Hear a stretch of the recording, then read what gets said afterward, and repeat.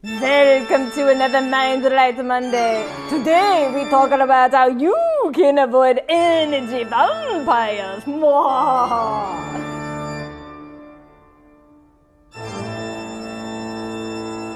Hey guys, welcome to another Mind Right Monday. So now after about a 10-minute giggle session from that intro, we're ready to put our pro face on and seriously talk about this topic.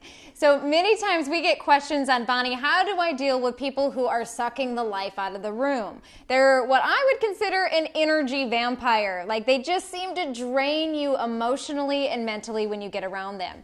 This could be a poor me-minded, the woeist me, victim-minded, or constantly just complaining and angry or frustrated, whatever that is. And I think all of us have had some experience with someone who just seems to just never get out of this space. Well, so today I decided to honor you, our viewers, and do a video on this topic. So let's dive right into my tips on how you can deal with an energy vampire. The first one is, don't take it personal. This is just where they are at. Now, this is a big thing. Some people will move out of that space or that mindset. They'll evolve and they'll grow and they'll want to learn how to be happy or less resentful or bitter and really step into this place of being joyful. However, in many cases, people don't. They stay stuck in this victim mindset or in this woe is me, and it can really have devastating impacts, of course, on their life, but it can really be difficult for the rest of us to be around. So the first thing is to remember that this has nothing to do with you. This is them. And you don't have to allow yourself to get sucked into it if you don't want to.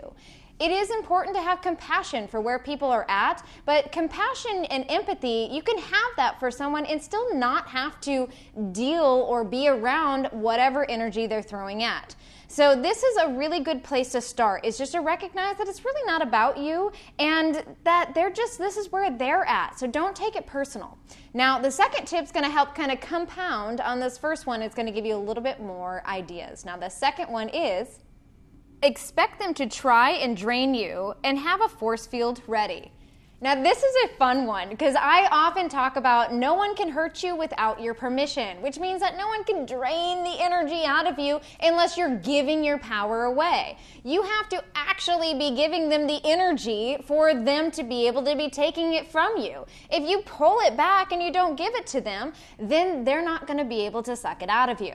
So there's two parts to this one. The first one is you got to expect that this is where they're at. Now, people most often don't change unless for two reasons. They learn enough where they want to, or they hurt enough where they have to.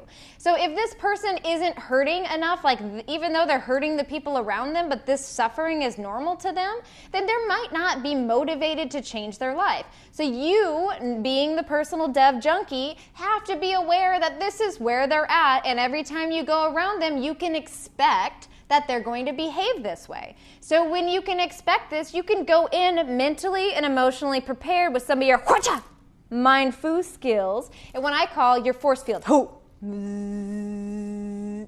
Yeah.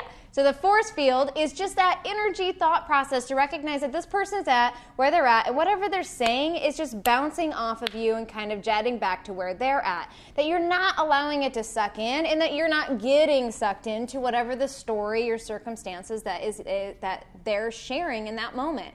So just expect that when you're going to go around them, that this person's going to be this way. It doesn't have anything to do with you, so don't take it personal, and just start to put up your mental and emotional force field so you can really be around that person and not be so affected.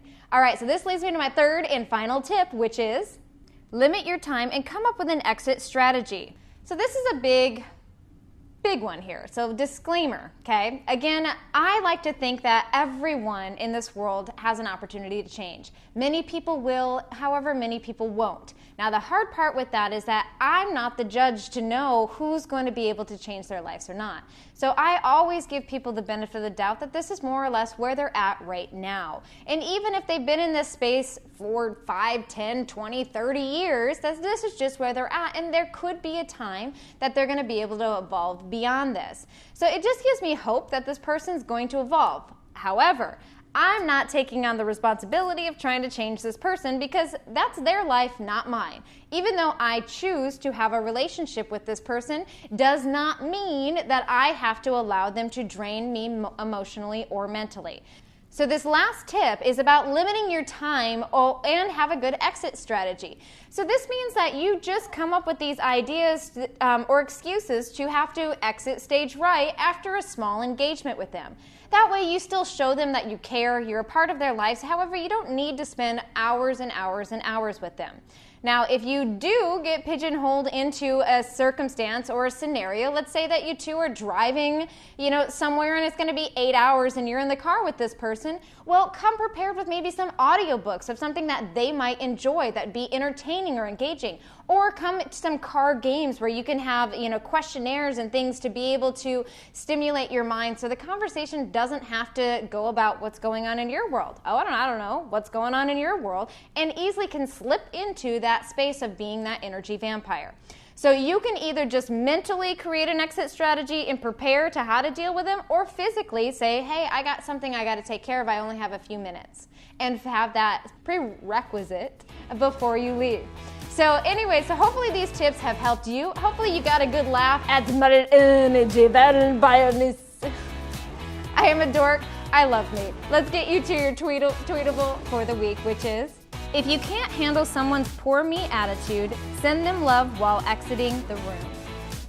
That is my tweetable for this week. And once again, this video was brought to you from a viewer like you. So if you have a personal development question, email us at getinspired@bonniekelly.me. And don't forget to comment below. We love hearing from you. And all of these videos enjoy your comments and feedback. So you can also friend, fan, follow, and tweet or Snapchat us on all social media platforms. So until next week, I'm Bonnie Kelly.